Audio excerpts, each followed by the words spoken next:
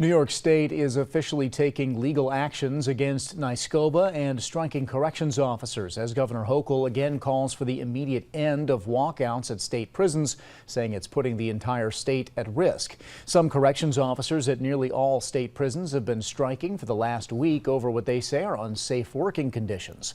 At a news conference in Albany today, Governor Hochul said her administration has worked tirelessly over the last 9 days to resolve the walkouts.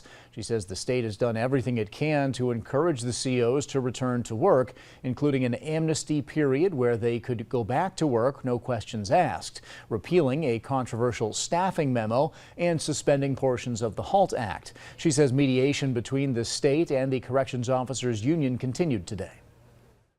We need a good faith effort to resolve this, starting now. I'm prepared to do that.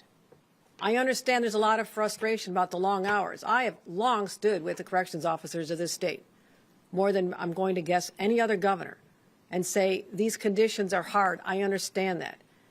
We need more of you on the job. I get that. But we have a situation right now which is absolutely untenable, especially the fact that there were prisons left unguarded. Think about that. The incarcerated population was left unguarded.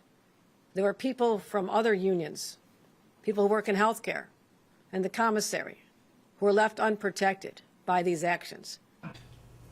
As for the legal action, Governor Hochul says that legal representation will not be covered by the union because the walkouts are unsanctioned.